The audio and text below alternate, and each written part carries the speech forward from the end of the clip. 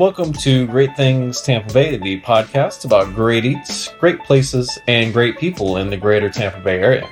I'm your host, Kyle Sasser, Tampa Bay native, realtor, and a pretty good guy, I like to think, on occasion. I'm joined here by my lovely and beautiful wife, Abby. Hi. If you tuned into episode 9, she made an appearance over there, and I managed to convince her to come on to episode 10 as well. It's, 10's a big number, right? It is. Yep. I'm proud of you. Been doing this for a few months, so thank you for taking us along on your commute to work. I know the new Game of Thrones season just started, so I do appreciate you taking some time out of your day to give us a listen instead of talking about all the madness that is Game of Thrones. I'd also like for you to come talk to us on social media. You can go to our website, greatthingstv.com, and there's a Get Social link at the top. And there we have our Great Things Tampa Bay discussion group on Facebook. We're over 500 people currently. So jump on there, throw up some recommendations. You'll actually have a place to post all those pictures you take of your meals. So we would love for you to share it with us. And also, just like episode 9, we do have our new voicemail line. So you can just call us up at 727-440-4455 and just leave us a voicemail. It can be good or bad, happy or sad. We like hearing from you. So give us a call. Segment 1, William Dean Chocolates. This past Saturday, Abby and I, we went to William Dean Chocolates, which is located up at 2790 West Bay Drive in Bel Air Bluffs. And it's on the corner of Indian Rocks and West Bay. What's that restaurant you love that's up there? E&E Steakout Grill. Yeah, it's across the street from E&E. So how did you find out about William Dean Chocolates? A girlfriend of mine actually gave them to me as a gift a few years back, and when I opened them up, they were in beautiful packaging and the most beautiful, interesting chocolates when I opened them up. I thought they were so delicious, and I had to learn more about where these were from. And since my husband is a dessert lover and chocoholic, guilty, I sometimes will buy him nice boxes of chocolates. So because I enjoyed them so much, as I'm not necessarily a sweets person, I decided to go back and buy some for Kyle. Let's pause for a second. What's you chewing up in there? So, yeah, the dog's trying to help us file away some papers. So the designs on these things are awesome. They're like green with swirls. Some are like purple with like airbrushed paisley designs on them. They're wild. They're just fluorescent colors. They're so interesting, and actually, they're famous at William Dean for not just their deliciousness, but also the fact that they were in Hunger Games. Mm-hmm. Yep. So the lady with the crazy headdresses and the makeup and all that stuff, they were fans of William Dean. Don't hold that against them. So it's a special place, and it's kind of our own local artisan chocolatier. Can't recommend them enough. But they do offer classes as well, which is what we went and did on Saturday. So we did the Laminated Dough. And for those who don't know, laminated doughs are going to be used for croissants, sticky buns. What else did we have there? Kouklaman. That thing that I can't pronounce. Yep, pain chocolat, which is basically chocolate inside of a croissant. My personal favorite. And almond croissants. Almond croissants. And they also did some savory stuff with some Parmesan and some... The cat is knocking it off right now. Amateur hour. And they also did some savory things with it as well, with the dough as well as a puff pastry. The cheeses, they had like some pecorino in there. Pecorino Romano and a Parmesan. Mm-hmm. They had fresh herbs. With some herbs. It was delicious. They did it as an elephant ear and also like a breadstick. So we went there and learned sort of how to do that. We didn't get too hands-on with it. We were just kind of sitting back and watching, to be honest. It's a lot of work, but we're looking forward to giving it a try. Basically, you make the dough. Of course, I'm absolutely simplifying this because this is a multi-hour process with, letting it rest and rolling it out and all this good stuff. But basically, you take the dough and you wrap that dough around some butter, and then you roll it and fold it and roll it and fold it until you have like 47 layers, I think they said. No, that's inaccurate. You explain that. No, we're leaving horribly. it in. We're leaving it in. All right. Well, you go. Okay, you take a shot. I don't think you need to give him a baking class. And laminated dough is not used It's the puff pastry. It's different. Puff pastry is a little bit different because it does not have Fat in it. Yes, it does not have the butter. No, it does have the butter in it. Oh, it doesn't have the yeast in it. It doesn't have the yeast in it. And they swore up and down, much like every other chef and restaurateur, that it's not worth making your own puff pastry. Just go buy it at the store. Yeah. However, if you want a very good croissant, it is worth your time. And you're going to take a lot of time making it, and you're going to have to do it a lot of times because the only way you get better at it is by repetition. So you have to really want to learn how to make a croissant if you really want a tasty one. Yep. And let me tell you, tasting a good croissant will change the way you view them in general. Yeah, and it's worlds different from like Publix or anything you get locally. These things are amazing. Yes. Even from a lot of places, even local bakeries don't always do them correctly. Just because it's made there doesn't mean it's made right. Yeah. So it just depends on the chef and their training and how skilled they are. And it's because, it's a long process to get it right. And on the plus side, once you do get it down, you can make a ton of them and they freeze up really nice. Yes. And then you can just pull them out, proof them, and then throw them in the oven. As needed. And bake them. Besides the laminated dough, they also offer donuts, cake decorating, eclairs, macaroons, gelato. They had a cake class that they were talking about. They also have a confections class. And part of the class that we went to, they actually present you with a lot of the chocolates and things they make there. And they had the gummy. You say gummy and you're like, yeah, but it was marvelous. It really was. It was marvelous. So yeah, definitely worth checking out. You can buy some sweets for your sweetheart up at William Dean Chocolates. And William Dean was there. He gave us a little chat during the class, and Chef Tim Brown was the one who walked us through the entire process. The class was multi-hour. It was like 4.5 hours. Yeah. Very in-depth. Very in-depth. Yeah. And, when you walk in there's a little storefront, and there'll be like the beautiful glass display with all the chocolates. I mean, it's really something just to look at. And then there are gelatos. And then you walk around the counter to the back, and when you walk in, it's the full-on kitchen that you're standing in. And he had one of the demonstrations over on one part of the kitchen, and they had about 14 to 15 chairs set up, and you go in and you sit down, and then that's how they kind of begin. So it's kind of cool because you're actually there in the kitchen where they do all of this, and it's pretty awesome. You're in the midst of it. Yeah, it's really beautiful atmosphere. So that's William Dean. They're up corner of Indian Rocks and West Bay up in Bear Arrow Bluffs. So a great stop for your sweetheart, or maybe if you're on the way back from the beach or something like that. Just for yourself. You don't have to have a sweetheart to buy Yeah, be selfish.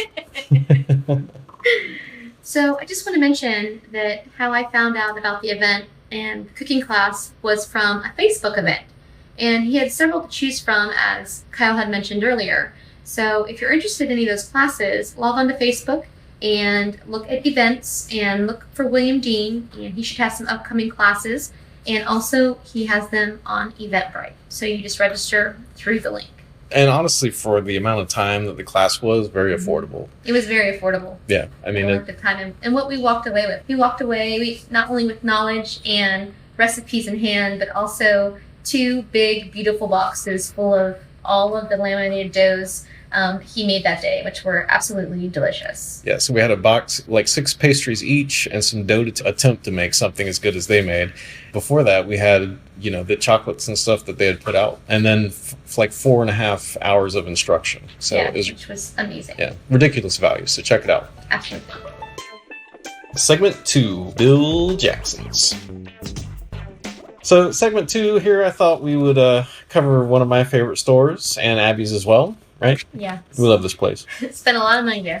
So it's Bill Jackson's, and basically they are a outdoor store, I guess you could call it. So anything outdoorsy in the area. They will outfit you for. Yeah, they will outfit you for whatever you need. So they have camping, backpacking, and not just like the basic like Coleman stuff. Like they have the ultralight stuff. All the fancy backpacks you need, any gear that you need for that, trekking poles, boots, shoes, food. We got like a cast iron pan from there, I think, or a griddle or something. We've gotten many things from there. Maps. They also do scuba. They sell kayaks, stand-up paddleboards, fishing, flies. They also sell guns, and there's a gun range there. Interestingly enough, one of the few places in Florida to actually sell ski equipment. And they actually had a Visa commercial back in 1987 featuring their indoor ski slope. Pretty cool. Yep. So a little history. They opened up in 1946. They started off, came back from the war, got married, He's stationed at McDill, and he went to the auction there, and he bought 500 pounds of rat poison and a ton of bleach. And that was the start of the Bill Jackson's empire. How much bleach is a ton of bleach? Actually, the math on this, it comes out to about 264 gallons. That's insane. That's definitely one of those things where you start a business and it ends up somewhere else. Yeah, I have so many questions. Where did he store it? Yeah. How did he divide it up? That's just crazy to me. I would never think about buying a ton of bleach. Or that much rat poison for that matter. That's maybe they just had a really big rat problem. Maybe. But I have to tell you, he really turned it into something amazing, because that is really one of my favorite stores. So they originally opened up in 1946. They were based around 4th Street for a while, and then in the mid-70s, they bought the 5 acres up on US 19 and built the Dream Store. So they used greenstone from Wyoming, cedar from California, and used cypress from Florida. It's like you're pulling into a campsite, and one of the stipulations whenever they were building it was that the pine trees and the palmettos had to stay. Which is awesome. Yeah, so it's like you're right on 19 next to all of the car stores and all that stuff, but it's like as soon as you pull in there, you feel like you're in... Campsite in Georgia. Yeah, it's awesome. It's awesome. So one of their other points of pride is they only hire knowledgeable staff, and they make sure that everyone in each department has a passion for the sport and also a big depth of knowledge. Yeah, and every time we've gone there, they've been so incredibly helpful and answered all of our questions. Yeah, and they'll even tell you like places to go, like, if you're looking for a place to go hiking locally, or, where the scuba place is. They have a full-on pool for scuba training, testing out kayaks and all this sorts of stuff. It's something to see. It's awesome. It's a great place. Whenever I lived in Brandon, I would just make the drive just to go there, just to walk around. That's so cool, especially because Kyle and I, we camp a lot. And I never realized how many things that you can actually buy for camping. It just made me want a lot of things that I'm sure we would never actually use and just end up storing for most of the year. But it's pretty fantastic to see. Bill Jackson's is basically the Neiman Marcus of camping. Yes. I would agree with that statement. There we go. So if you have any inkling to do anything outdoors, please head on to Bill Jackson's. They are at 9501 US Highway 19, and they're awesome. And if you want to see the Visa commercial from 1987 featuring Bill Jackson's, we're going to have that up on the show notes. Go to greatthingstb.com, find episode 10, and we'll have it there. Segment 3, let's get personal. This was my wife's favorite segment. We're 10 episodes in here. It's pretty exciting. I feel like we've hit a little bit of a milestone through the fireworks and champagne. Unfortunately, we can't afford special effects yet, but someday. And honestly, I just want to state a goal for the next 12 months on this, I think. We did miss the Best of the Bay voting for 2017, and there was a category for Best Podcasts, so mark my words, we're going to be in that category next year, and we will win it. That's awesome. Yeah. So anyway, stating my goal, y'all hold me accountable to that, and my lovely wife as well. We've hit a little bit of another milestone. We have 500 people in the discussion group. Which is awesome. Yeah, it's exciting. So come on over and join us. We're getting some good posts in there. So yeah, I'd love to see what you're eating, what you're doing, where you're going. Segment 4, That'll Kill You.